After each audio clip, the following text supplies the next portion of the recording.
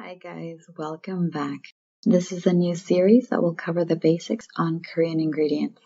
Everything you need to know when you're cooking Korean food at home as a beginner. Today I will be explaining what chemical soy sauce is and how it affects you when you go to shop for Korean soy sauce. You may find the following incredibly boring. You know what? Let me tell you right off the bat how it affects you. Lots of Korean soy sauces may use chemical soy sauce. If you have food sensitivities or are trying to avoid processed foods, you'll find the following information to be of interest. If you don't really care, because at the end of the day, let's be honest, as long as we're consuming any kind of packaged, commercially made food product, we're already consuming these types of chemicals anyway. Also, most restaurants use this type of soy sauce, so you really can't get away from it completely. So let's do it, let's go. Traditionally, Korean soy sauce was made with only 3 ingredients: soybeans, salt, and water. Soybeans were boiled, mashed, and fermented, then was further fermented and brined for months or years. Then comes chemical soy sauce. It can be made in 3 days. How do they do that? There are 2 components to it. First, it doesn't use whole soybeans. It uses defatted soy meal, soy flour, soy powder, soy flakes, soybean protein. It goes by many names. What that looks like is this. You start out with soybeans. Dump it in with a 95% ethyl alcohol solution to strip the first layer of fat. Drain that. Now dump in some hexane, which is a solvent that is a significant component of gasoline, to further strip oils and fats and virtually everything other than protein. Do that several times. Drain that.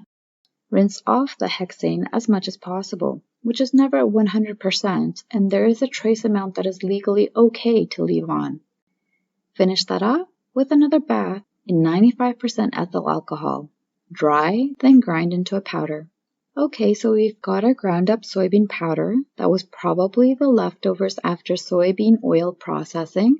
Soybean oil, by the way, is one of the most commonly used cooking oils. Let's make the sauce, the hydrolyzed sauce.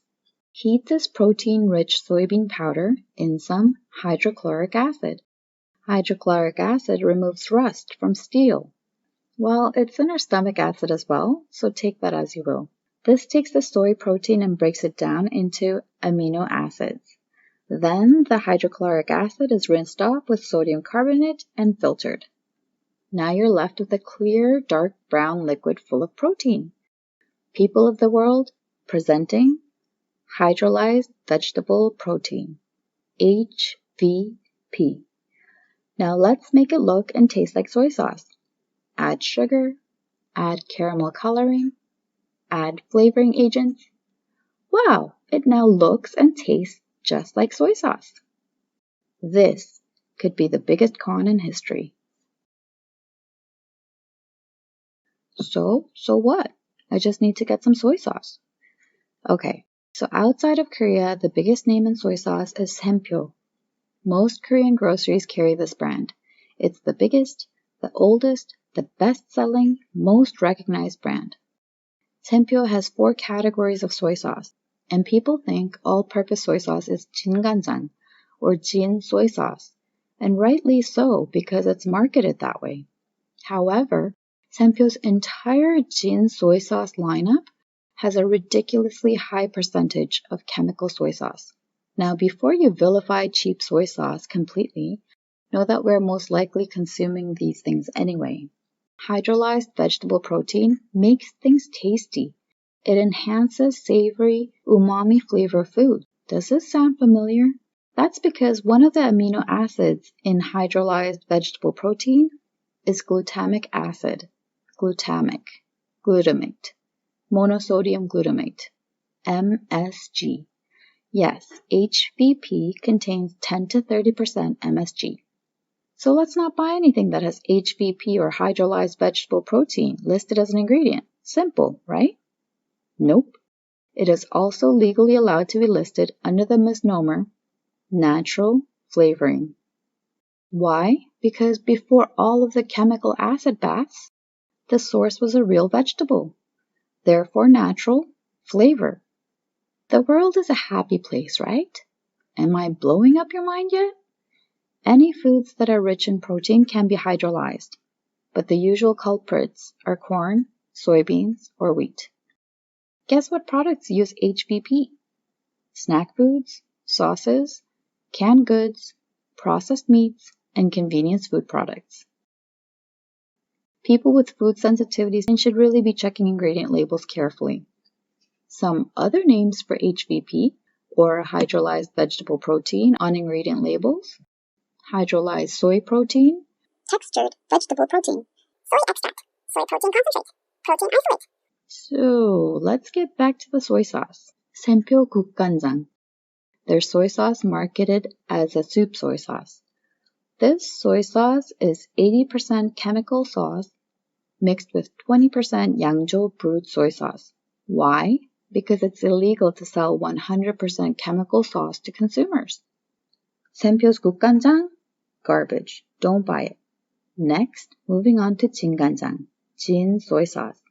There are 3 kinds. Why? Completely unnecessary. Sempio Jin soy sauce S. S standing for super bad. A whopping 93% chemical sauce blended with 3% Yangzhou 간장 brewed soy sauce. Sempio Jin soy sauce Gold S gets the gold star for super bad. 90% chemical mixed with 10% Yangzhou 간장 brewed soy sauce. Sempio Jin soy sauce Gold F3. Gold star for fucking garbage times 3.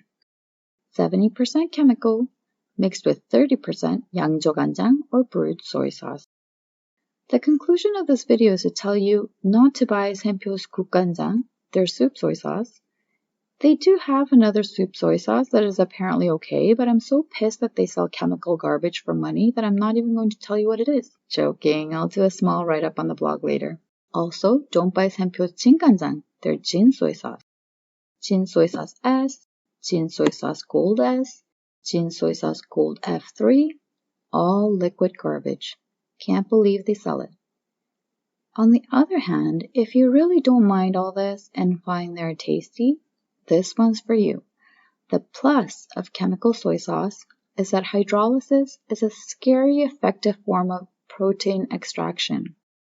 So it's high in protein, and it's able to fine-tune the flavors that hit our taste buds just right. And the extremely fast processing allows for a lower price point. I grew up on this stuff, and I turned out fine. Also, keep in mind, you can make do with just 1 bottle of soy sauce. Companies want to make it seem like you need a single-use product so they can sell you 6 different kinds of soy sauce instead of 1. Soup soy sauce, cooking soy sauce, marinating soy sauce, organic soy sauce for children, soy sauce flavored with mushrooms, soy sauce flavored with pears and onions. Ugh. Just get one, see how you like it, then go from there. My recommendation from Sempio for an all-purpose soy sauce is Yangzhou 간장 701. This is brewed soy sauce. It's tasty right out of the bottle. You can cook with it. You can use it for dressing or dip. Don't let anyone tell you different. Yangzhou 간장 501 is fine too. There are differences, but they're so slight and, in my opinion, minimal. My other recommendation is to try their 조선 간장. This is their traditional Korean soy sauce.